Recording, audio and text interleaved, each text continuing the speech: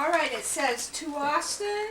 Austin. From Uncle Frank. Uncle Frank. Aunt Beth. Aunt Beth. And Janelle. And I don't know this little guy's name, but he has a name. Bob the Builder. Bob the Builder. Bob the Builder, okay. Okay, wait, Evan, let's do brothers and then your Go turn. ahead.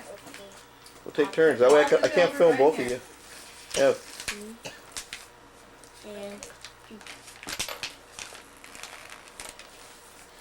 You need the scissors? yeah. Not me. Well, we're gonna wait. We're gonna do one at a time. Oh, okay. Me later. What do you got, Austin? Open it. Get a stick. Probably Stanley thing. Oh. Oh, cool. Bob. See, Bob? Bob the Builder. Wow, you're haunted. Yay. Yes. The little engine that could. Trains. It's about trains. He was born way back when, 92. It was about 23 weeks, and they did a ultrasound. They also did a test for Down syndrome. He brought us in right after that and let us know that he had trisomy 21. I think I was probably in denial in the beginning stages. You know, we were just kind of devastated at first and had to learn about it. I guess my thought process was, well, there's other women out there who've done this before me, and there's going to be more after me. We'll handle it. Liz and I felt that he had autism early on. He was probably in 4th or 5th grade. What he was doing is he had toy cars, and he would actually line them up. We had him tested, and the school came back that he was not autistic, and we just kind of shrugged it off and said we don't think so, but we'll roll with it. At 19, his endocrinologist mentioned that he's not your typical Downs kid. You might want to have him tested, and so at that point, at 19, he was actually diagnosed being on the spectrum. He does need 24/7 care with his Downs. He's not able to function on his own. Certain things you don't have to tell him to do because they're just in his head. If he's got to go to the restroom, he knows. He just goes on his own. If he's hungry, he doesn't always go into the kitchen and find something himself. There's some things that he can do, but there's a lot of things that he relies on somebody for. Austin is 26 years old. He's been diabetic since he's 5. He has had shots basically that length of period. Hi, Mom. Hi, Mom. She's just Can you blow me a kiss? Here, let's go now. Blow me a kiss. Go. He was 5 years old, and he was really sick, so we rushed him to emergency. Right away, they put an IV in him because they felt he was dehydrated. Because when you're dehydrated, what they hook you up to via IV is, it's kind of like a glucose. It's like water, but it's glucose, it's sugar. I think at one point they thought to check his blood glucose. They checked it, he came in at 1100. Normal count for a diabetic the range should be 80 to 120. Finally, they made the announcement that it was for sure diabetes. He, you can imagine a 5-year-old and you just want to go read a book to him or give him a hug. He thought you were coming to stick his finger to test him, which he had to have done all day long. And he had to have 4 insulin injections a day. As a kid, he was pretty active. We were watching videos recently that we hadn't seen forever, and to watch him as a little kid running around and actually, saying sentences was a big thing. It was like a time capsule because we hadn't watched him since then.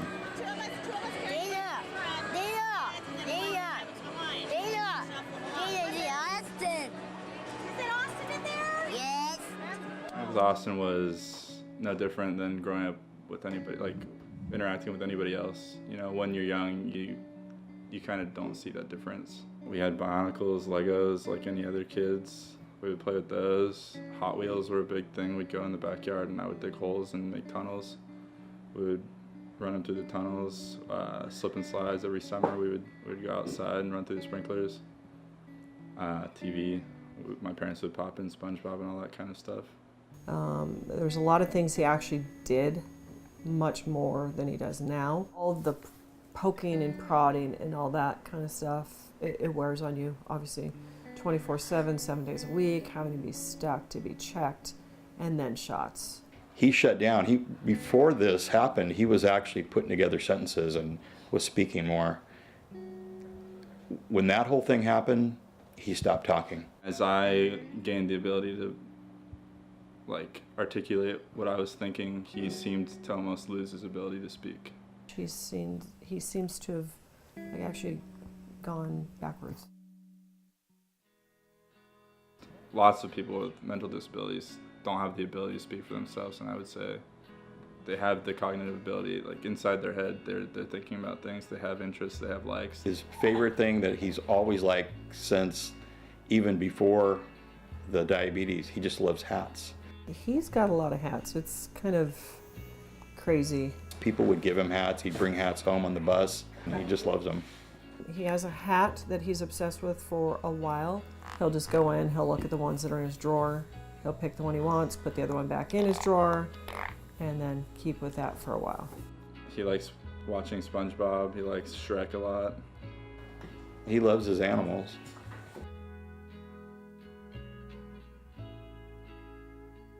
Pepper, who's small, he likes. He's manageable, he jumps up in his lap, he can pet him. So he had a really good relationship with him. He likes animals. Like everybody, Austin has close relationships with people, but what's interesting is this almost unspoken one he has with our grandmother. You're welcome, buddy. They're a surprise to you, huh?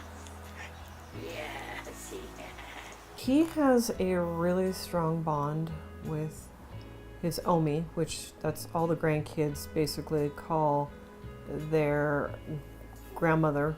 His Oma in Dutch, but all the grandkids in my family always called her Omi. Now, what I see with her, because she does have Alzheimer's, she's 84. It's probably been over 2.5, 3 years now, back then, that I realized, okay, she can't stay by herself anymore. It's not safe for her. And so it's been about 2.5, 3 years that she moved in with us and has been with us for that long. It's just hard. It's hard to see her go through that, and then he still doesn't understand. He still acts the same towards her. I've always relied on her. She's always watched him for me throughout the years of him growing up, when we've needed somebody to watch him.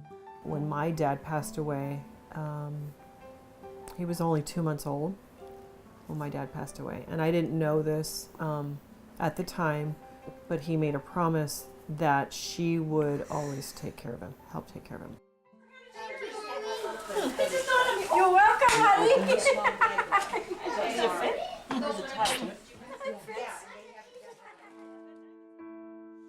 Hey, then you get a good face. Go on. Austin, Come, come.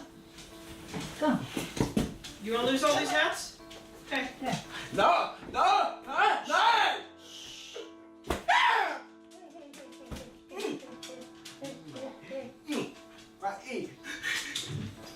You need to stand up. You need to stand up. There have been moments where she's tried to be protective of him and gotten mad at me, not understanding completely. He's being difficult right now. He's being difficult right now. If he's not complying or he's not listening, we tell him we're going to take his hat away. You want me to take the rest of your hats? Yes or no? You know, he's just like the rest of us. He has feelings. They feel all of it, the ups and the downs. You need to take a shower. You gotta go get your hair cut. Hey, you have to go get your hair cut. So Yeah. you need yes, you do. Very soldier, remember? Come on, buddy. Come with mommy and you. Come on. Come dance, sweetie. Come. Okay, I'm gonna have to take all your hats. That's fine. No! No! Then you need to get up, please. Stand up. Let's go. Come on, we gotta go take care of some stuff. You can take all your hats out of your hair. Right, go. You do by yourself. Okay. Come on. If you don't want her to take more hats, then go to the bathroom now. Awesome. All right. She's gonna throw away all your hats then. We can all do that. We need to take a shower. Austin, that's enough. Stop. Oh gosh, you're being difficult now. Okay, I'm taking all your hats. That's it.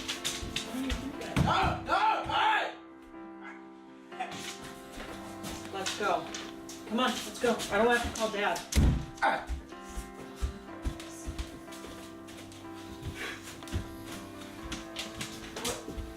Well, but look at me. Look at me. Look at me. If you keep acting like that, you're going to lose all your hats. You understand? Do you understand? Yes or no? Okay. You're going to lose all your hats. No. Not. Yeah, did you hear me? Hey, look at me. Look at me.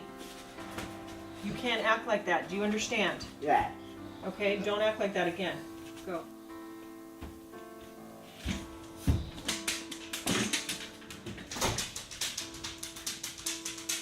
He's such a, what you call it? He's specially put together from the Lord, you know. And I depend on the Lord. 2, 3. Happy birthday to you. Happy birthday to you. Happy birthday, dear Austin. Happy birthday to you. Oh, come on. It would be silly of me to think like everything's, you know, sunshine and unicorns or daffodils, because it's not. You know, sometimes we can all be on the same page, and there's other times where each one of us individually is in a different frame of mind. Each of us as individuals have to try and find a way to find that balance, try and find that positive side of life. The ultimate goal is that everybody communicates and, you know, we do some changes to hopefully benefit. The plan is eventually to start my own family and stuff. And I'll move out. My parents aren't gonna live forever, so there's no question that once they're gone, he moves in with me. We try to stay positive for the most part. You know, for him long term, the diabetes is never gonna go away. So trying to manage that to keep him as healthy as possible so that he has, you know, as long of a life and to be able to enjoy it. I think everybody that he's come in contact with, we've been blessed. That's like all I can say is everybody has just been the right fit for him, and we just feel blessed that, you know, the whole time.